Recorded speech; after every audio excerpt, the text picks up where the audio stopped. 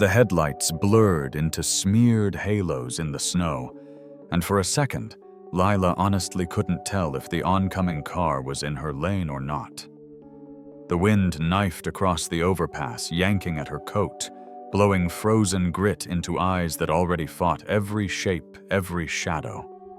Her white cane tapped uselessly against the icy guardrail. No sidewalk, no shoulder. Just a narrow strip of concrete and a roar of engines she could hear but not quite place. A horn blasted to her right. She flinched, heart slamming into her ribs' toes, edging toward where the asphalt ended and the drop began. She could make out nothing but swirling white and streaks of red taillights. If she stepped wrong, she'd be in the lane. If she stayed, she'd freeze. "Stop!" A man's voice yelled closer than she expected. A small gloved hand grabbed her sleeve, steady but shaking, and dragged her back from the invisible edge. Dad the child shouted over the storm. "She can't see. Before I go any further, tell me where you're listening from tonight and hit that like and subscribe button if you believe courage still matters in this world." A few hours earlier, Lila Moreno thought the night was going to hurt in all the old familiar ways. She was 28, used to the glow of a computer screen, more than daylight, working from her cramped Indianapolis apartment as a medical coder for a big hospital system she would never actually visit. 3 years ago, she'd ridden in the back of ambulances, a paramedic with steady hands and a quick mind, until a drunk driver and a windshield full of glass stole half her vision and most of her future in about 6 horrible seconds. Now the world came to her in soft shapes and bright smears. She could still see, just not fast, not clearly, and never without that exhausting strain that felt like squinting through fog all day long. Her parents called it a setback. Her younger brother called it bad luck. The insurance paperwork called it permanent partial blindness. Her mother still texted in long voice-to-text paragraphs that never once mentioned how Lila really was, only what a shame it was that she wasn't driving or dating or moving on like other girls your age. Her dad had perfected the art of changing the subject whenever her accident came up, as if not naming it might somehow undo it. They loved her in a way, but they loved the version of her that had existed before the crash even more. Lila, though, had her own quiet code she lived by now. Do the work. Pay the rent. Don't complain. And never ever make anyone feel stuck with you. Christmas at the family cabin in Brown County was supposed to be her one break. Her mom had promised her that this year things would be like old times, that her brother's kids couldn't wait to see Aunt Lila, that Dad would drive down to pick her up from the bus station. So she'd packed, carefully triple-checking labels by holding them inches from her face, wrapped modest gifts she could afford, and boarded the evening bus with a knot of hope sitting high in her throat. She'd pictured the smell of pine and wood smoke, the glow of the fireplace, her niece pulling her by the hand toward the tree. Instead, as she sat on the molded plastic seat of the downtown transfer station, the cold seeping up through the bench, her phone buzzed. A long gray bubble slid across the screen, the letters blurring until she pulled it close enough to make out the words. "Hey, honey, roads got bad. We left early to beat the storm. There wasn't room in the truck for everyone. Maybe next year. Love you." The message hit harder than any airbag. No offer to come back. No, "Are you okay?" Just maybe next year tossed at a 28-year-old woman sitting alone in a bus station as the biggest snowstorm of the season rolled in. Outside, the last local bus pulled away in a spray of slush. Inside, the attendant slid down the metal grate and locked it. And Lila, holding her cane in one hand and her overnight bag in the other, stepped out into the kind of night where bad decisions and miracles both liked to show up. Snow clung to Lila's coat in thick layers as she made her way across the overpass, the storm swallowing every familiar landmark into a white blur. The kid who had grabbed her sleeve, maybe 8 or 9, kept close, while her father hurried over his boots, crunching hard on the ice. "Easy," he said, but she could barely see his face through the blowing flakes. Just a tall outline. A hand held out. A voice that sounded steady enough to trust. He walked her down the ramp toward a small bench near the corner store, where the wind eased just enough for her to breathe. The child introduced herself as Maddie, bright and fearless in the storm, and explained loudly that she'd seen Lila walking too close to the edge. The man whose name she learned was Jack offered to call her a ride. But cabs weren't running. Rideshare apps were surging beyond belief, and her own family had already chosen their comfort over her safety. So she thanked him, assured them both she'd be all right, and insisted they get home before the storm got worse. They left reluctantly. She stayed because she had nowhere else to go. The hours crawled past, cars slowed to a crawl. People hurried by with their collars up and their eyes down. No one looked twice at the woman sitting alone beneath the buzzing street lamp, one hand wrapped around her cane, the other pressed against the cold metal bench to keep herself oriented. By the time the corner store closed and the manager shooed her off the awning, "You can't stay here all night, sweetheart. I'm locking up." The storm had built into a white wall. She stepped back into the wind and told herself she just needed to get to the all-night diner 2 blocks away. Just 2 blocks. 2 blocks in a city she couldn't fully see during a storm that erased depth and shape and color. She kept close to the buildings, her cane tapping and slipping across icy concrete. When headlights came toward her, she paused, body tense, hoping she wasn't drifting toward the curb again. A truck plowed through slush too close to the sidewalk, drenching her legs in freezing water. By the time she pushed through the diner door, her hands were shaking so badly she had to grip the counter to steady herself. The place was warm, bright, and loud, with late-night chatter. She found a small table near the back and slid into it, hoping for silence for a meal for a minute to collect what remained of herself. But the universe wasn't finished with her yet. A group of college kids sat across the aisle, buzzing with energy and cheap bravado. They'd clearly been drinking somewhere before the storm chased them inside. At first, they didn't notice her, but then her cane slipped off the booth seat and clattered on the floor. A few of them looked over. One smirked. Another nudged his friend. "You lost something," one of them asked, a tone dripping with that sharp-edged mockery young people wield too easily. She kept her voice calm. "I'm fine, thanks." "Pretty dark out there," the ringleader said. "Must be rough not seeing much. How do you even get around?" His laugh grew louder. A few joined in. Lila kept her eyes on the table, not out of shame, but because staring too long at faces in bright light made them blur, and she refused to give them the satisfaction of seeing her struggle. A waitress hurried over, trying to diffuse the tension. "Y'all cut it out," she scolded. "Let the lady eat in peace." They quieted only for a moment, but whispers kept slithering through the air. Can she even read the menu? Maybe she thinks we're someone else. Imagine living like that. She held her breath and waited for it to pass. It always passed eventually.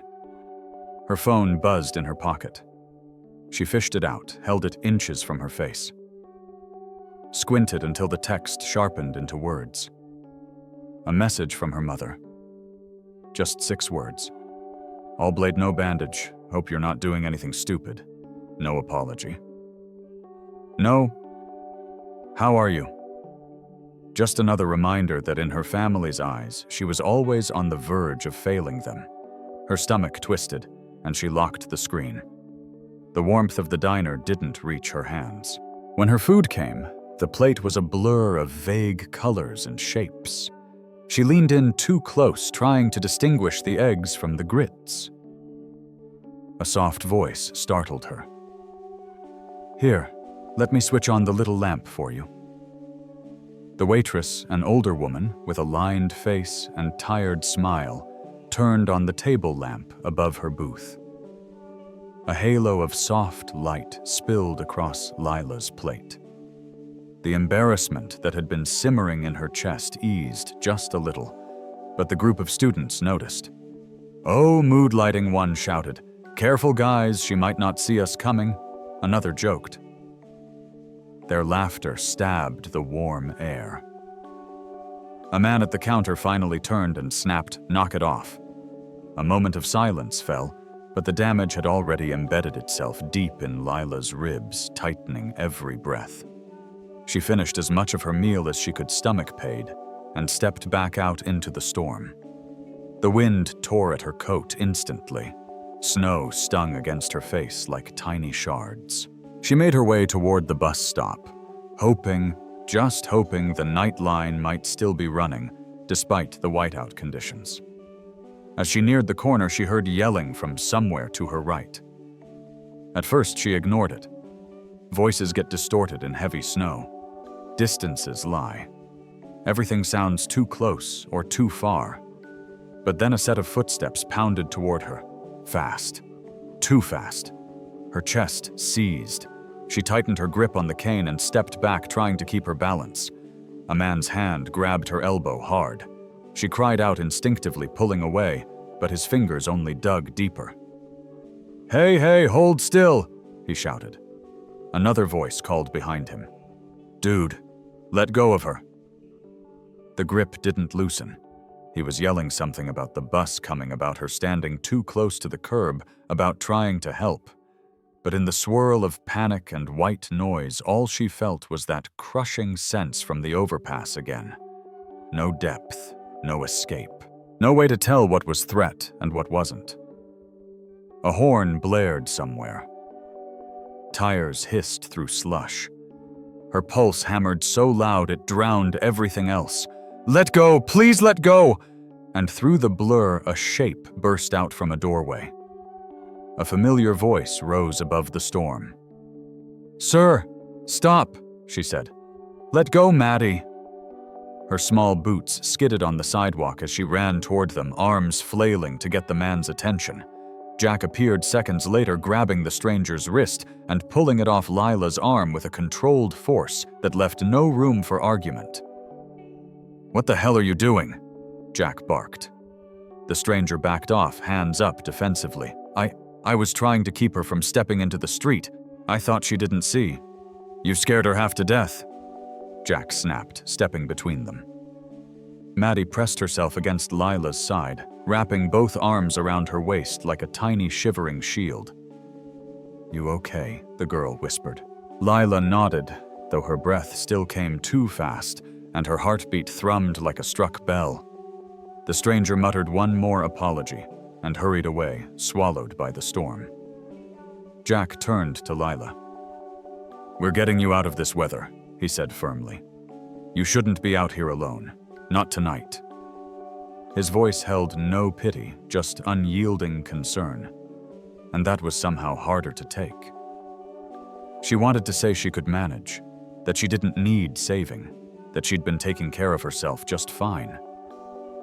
But Maddie's small hands still clung desperately to her coat, and something twisted in Lila's chest at the thought that her fear had frightened this child. They guided her toward their car, Maddie clinging to her side, Jack walking ahead to break the wind. And just as they reached the curb, another car skidded around the corner, fishtailing wildly. Jack shoved them back toward the sidewalk. The car whipped past, missing their knees by inches before spinning out in a snowbank. Lila's legs buckled. Her cane slipped from her hand and clattered onto the frozen pavement. Maddie cried out a small, sharp sound that cut straight through the storm. Jack grabbed Lila's arm, steadying her. "You're coming with us," he said, not as a question, not as an order, but as the only sane option left. The storm raged. The streetlights flickered. And in that moment, shaking, soaked, humiliated, and exhausted, Lila realized she'd hit the breaking point she'd been avoiding for 3 long years. Something big was coming. something she could no longer outrun or quiet herself through. And it was already on its way. The storm slammed against the windshield like it wanted in, and the wipers on Jack's SUV could barely keep up. The heater blasted full, yet Lila still felt cold in the bones, cold in the gut, cold in that old familiar place where fear liked to dig its claws. Maddie sat pressed against her side in the back seat, arms wrapped around Lila's, as if anchoring her in place. "You're safe now," the girl whispered, but Lila could feel the tremor in her words. Jack drove slowly, both hands gripping the wheel, knuckles pale. The roads were a single sheet of ice. Snow swirled across the asphalt in gritty white waves. Visibility. Practically nothing. Every few seconds a car slid somewhere in the distance, tires hissing against slush horns blaring.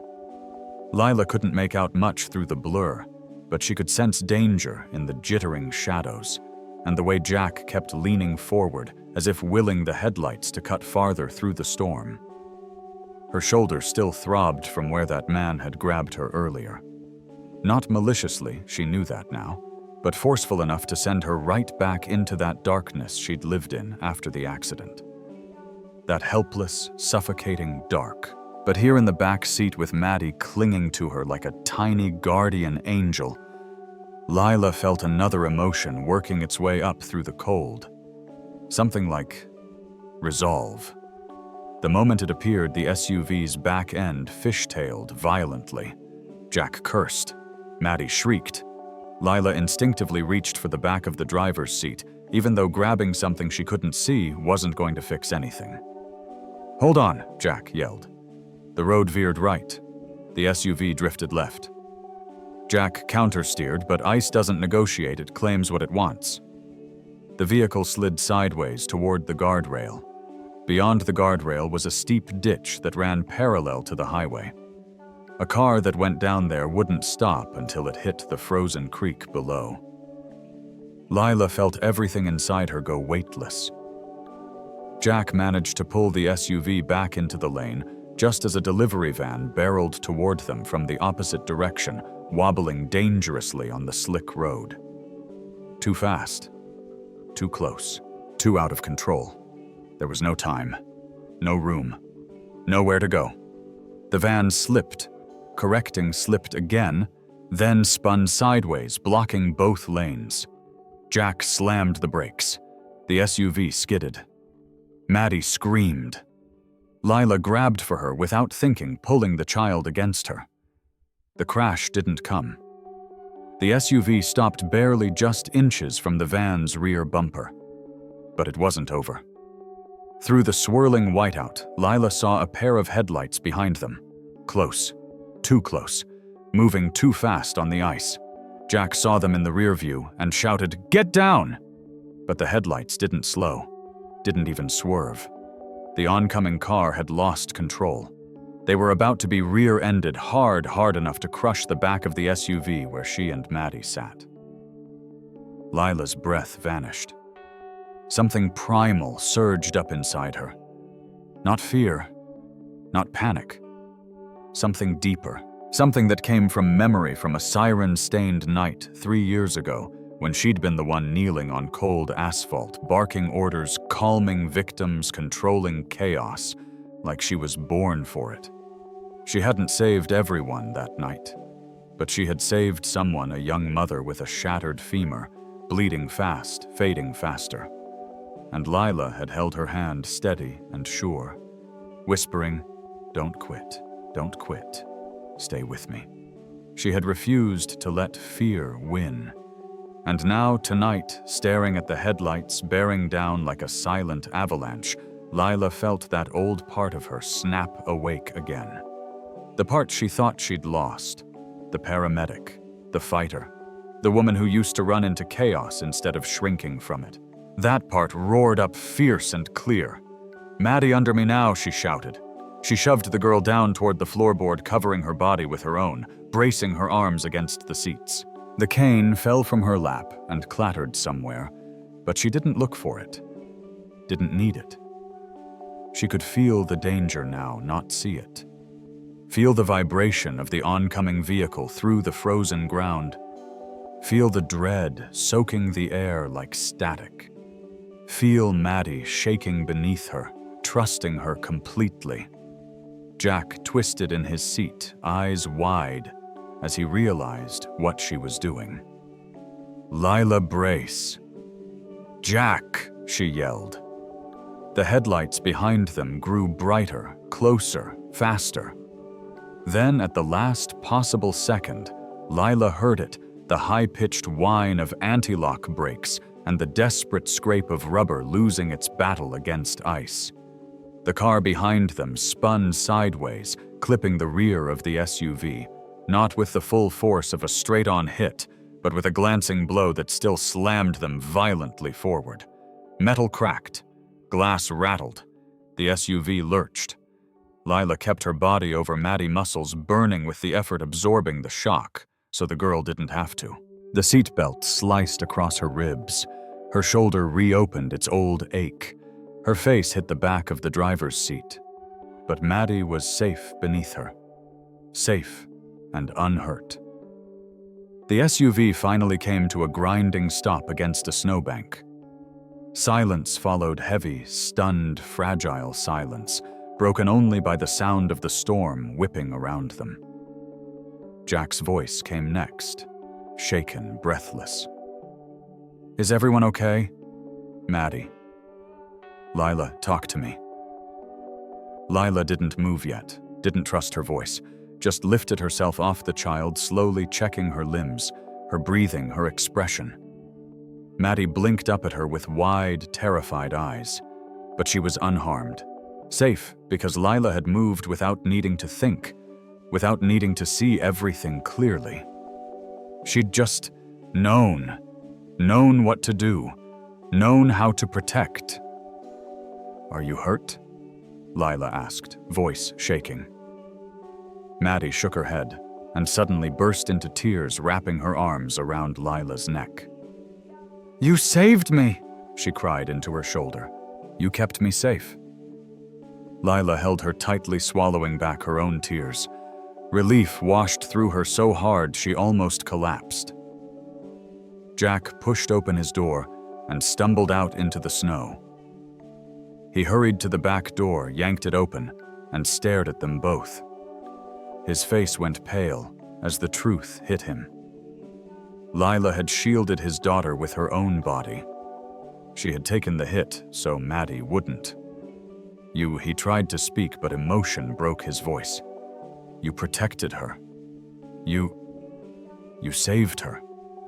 The car behind them was smoking lightly, its driver shaken but conscious. The delivery van driver stumbled out too, waving a flashlight. A few other vehicles pulled over their occupants, staring at the scene in shock. The whole thing, the skid, the near head-on crash, the rear collision had unfolded in full view of half a dozen strangers. And they had witnessed one undeniable truth. Lila, with limited sight and a lifetime of being underestimated, had been the first to act with absolute clarity. The first to move. The one who knew exactly where to be over Maddie, shielding her even when the world blurred into a white haze of noise and fear. A man approached the open rear door, brushing snow off his jacket. "I saw what she did," he told Jack. "She dove over your kid before you even had your seatbelt undone." That was incredible." Another woman spoke up from behind him. "She saved that little girl's life, no question." Jack looked at Lila, like he was seeing her fully for the first time, the woman behind the blur, behind the accident, behind the fears she'd been carrying alone. And what he saw humbled him. "Lila," he said softly, voice breaking again. You're a hero." She shook her head immediately, instinctively. "No. I just did what anyone—" "No," he said firmly. "Not anyone. You." Maddie clung to her tighter. "Daddy, she saved me. She saved me just like a real firefighter or paramedic." At the word paramedic, Lila felt something deep inside her shift. Something she thought had died 3 years ago, when the world went blurry and people started treating her like she was fragile glass. But tonight proved something different, something undeniable. She wasn't fragile glass. She was forged steel. Bent, maybe scarred, but unbroken. Her actions, her instincts, her courage came from a place sight couldn't touch. And everyone standing in that storm saw it. Even through the blur of snowfall and headlights, she saw recognition on their faces. Awe, respect. And for the first time in years, she felt something she couldn't name. Not pride exactly, but the beginning of it. The power dynamic shifted right there in the freezing snow. No more strangers looking past her. No more college kids whispering. No more family dismissing her as not quite capable. Tonight, she had proved to them, to Jack, to Maddie, and most of all, to herself, that she was still the woman who ran toward danger, not away from it. The consequences were immediate. A shaken child safe in her arms, a line of humbled witnesses staring wide-eyed, and a father who looked at her with stunned gratitude so deep it nearly knocked the breath out of her. Something big had shifted. Something irreversible. And the night wasn't done with her yet.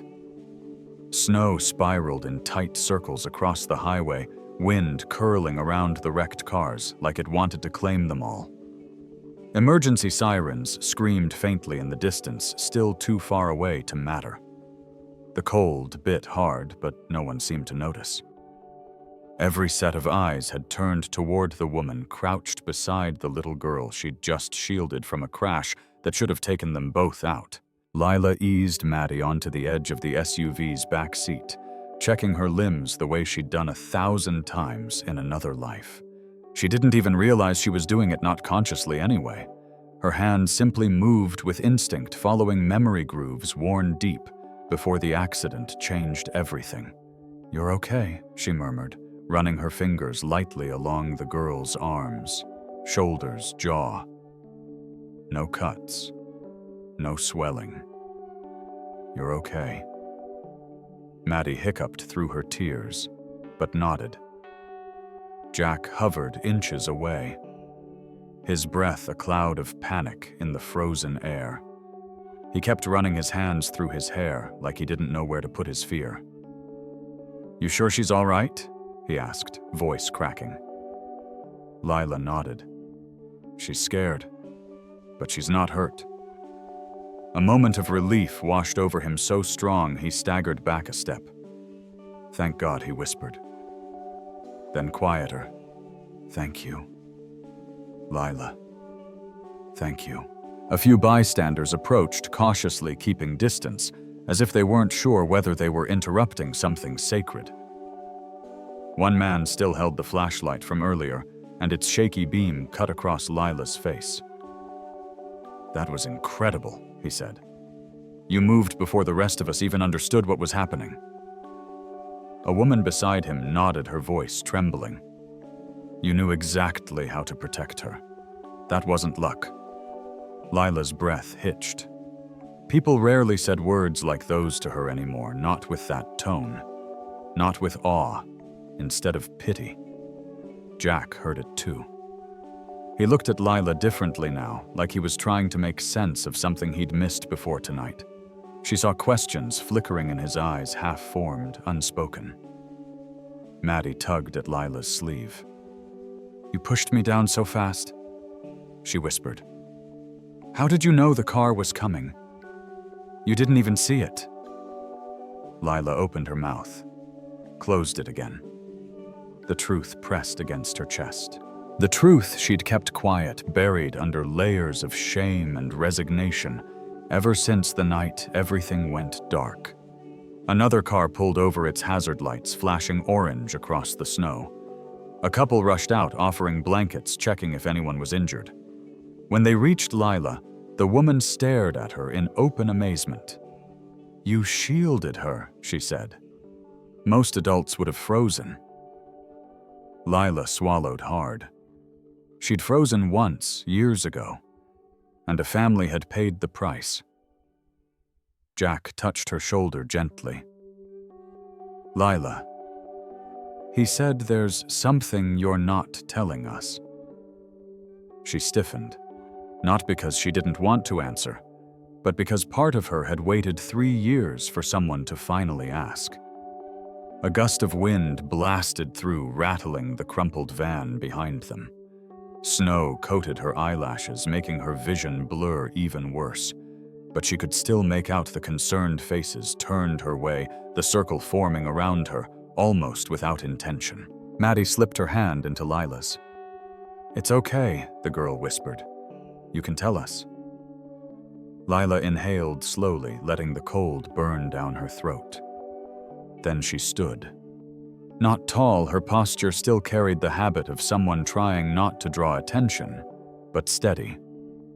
"There's something you should know," she said to Jack, the bystanders, the swirling storm, and the ghosts behind her eyes.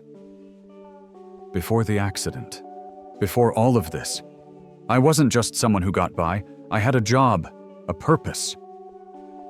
Jack waited, brow furrowed. "I was a paramedic," she said quietly, "for almost 6 years." A shockwave rippled through the group. The flashlight beam jerked upward. The woman with the blankets put a hand to her chest. Jack blinked. Twice. You were a paramedic." "Yeah." Her voice was steadier now. "I responded to crashes, fires, overdoses, you name it. I was good at it too." The old confidence surfaced for a heartbeat before shame dragged at the edges again. Then she forced herself to keep going.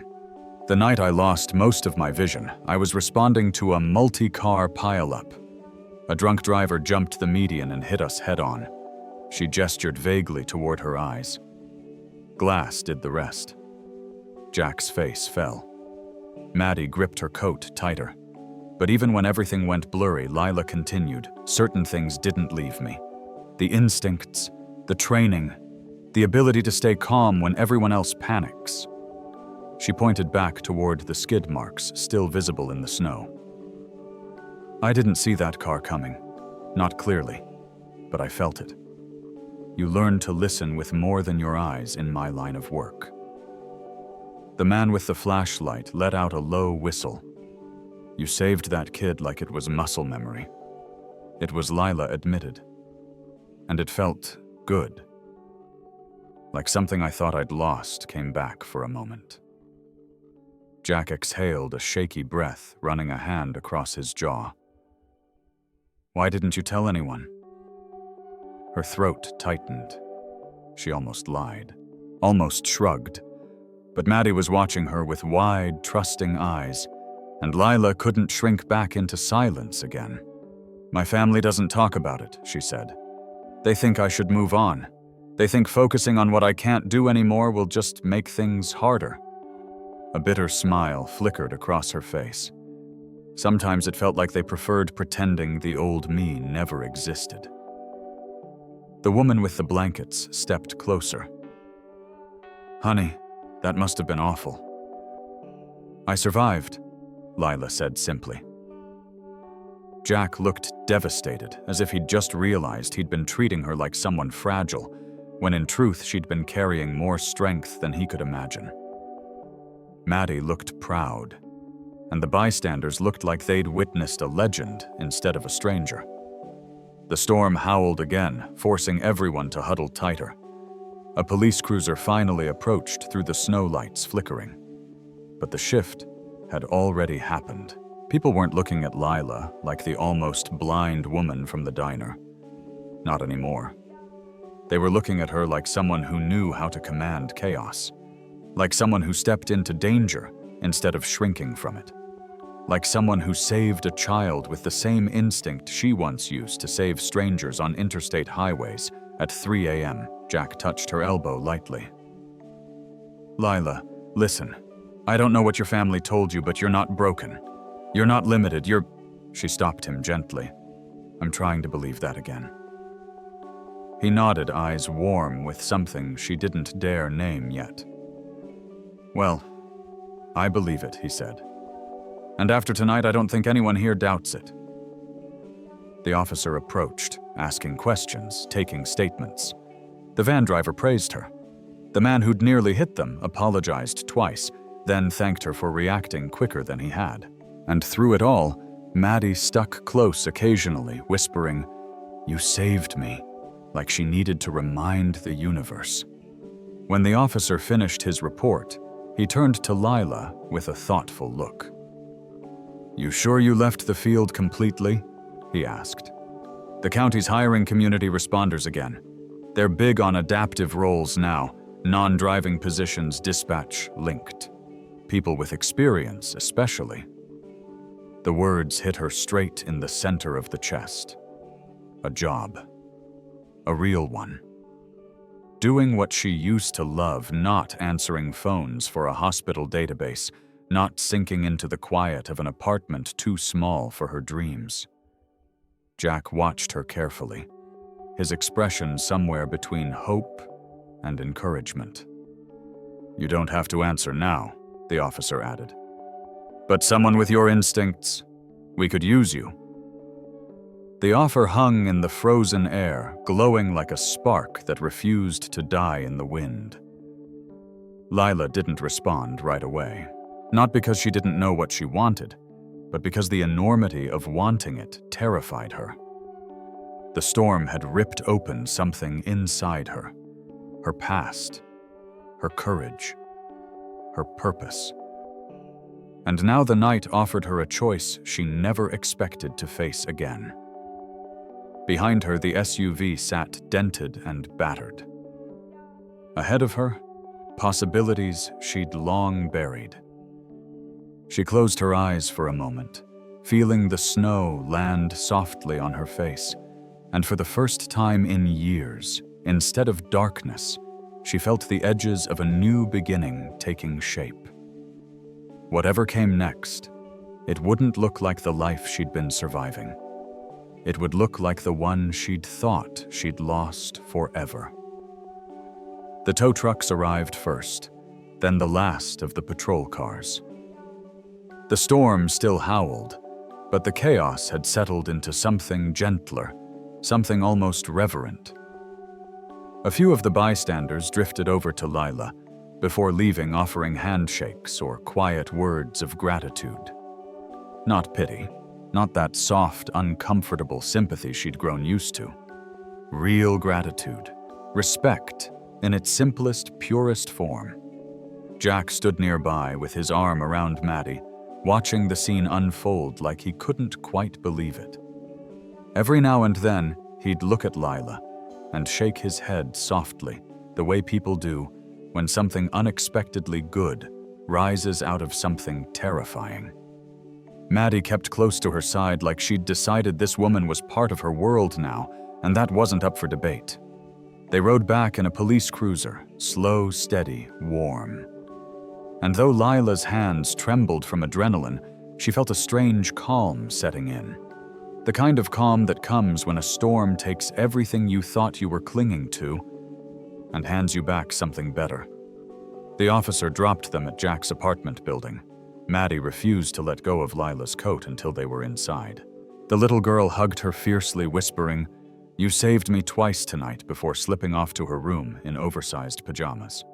Jack stayed behind in the kitchen, leaning against the counter, his eyes lingering on Lila with a softness she wasn't used to receiving from anyone, not even her own family.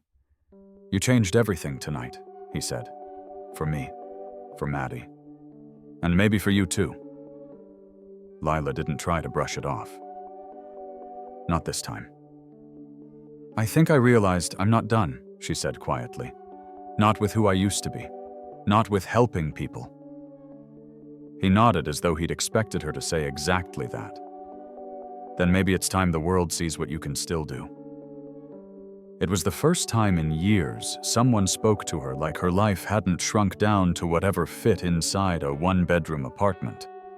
When she got home the next morning, the messages were waiting. Her mother had seen a short news clip about the pileup, The reporter mentioned a partially sighted former paramedic who shielded a child during a near-fatal collision. The voicemail began with her mother's usual clipped tone, but halfway through it cracked. I didn't know you were there. Lila, I'm sorry. I should have checked on you last night. I'm proud of you. I just never knew how to handle all this. Call me when you can. It wasn't perfect. It wasn't enough to undo years of silence and discomfort, but it was the first real apology her mother had ever given her. And something inside Lila loosened something that had been wound tight since the night of the accident. The county's emergency services department called that afternoon. They asked if she wanted to interview for one of the adaptive responder positions, the exact job the officer had hinted at. She wouldn't have to drive. She'd operate as a field support specialist paired with full-sight EMTs, using her instincts and experience to stabilize scenes, assist families, manage communications, and guide new recruits. They said her actions the night before had demonstrated extraordinary judgment under pressure. She didn't cry often anymore, but she cried hearing that. She started 2 weeks later. 6 months passed. Spring melted the ice off the roads, and Lila moved through the city with a new kind of ease. Her cane still tapped the sidewalks, and bright lights still blurred things at the edges, but she no longer felt like a shadow of the woman she once was. She rode in the back of ambulances again, not as a driver, not as the hands performing intubations or securing IVs, but as the calm voice guiding frantic parents, the steady presence at the side of a child in shock, the expert who saw things rookies missed. Her reputation grew fast. She's the one with instincts you can't teach. She listens better than anyone. She sees things differently, and that makes all of us better. And at home, her world grew fuller too. Jack cooked dinner for her and Maddie on the nights she got off late. Maddie announced to her second-grade class that she had 2 grown-ups who know how to save people, which led to Lila being invited for Career Day, something she never imagined happening again. Her family reached out slowly, clumsily, but with genuine intention. Holidays came with fewer awkward pauses. Her mother learned to ask real questions instead of sidestepping the truth.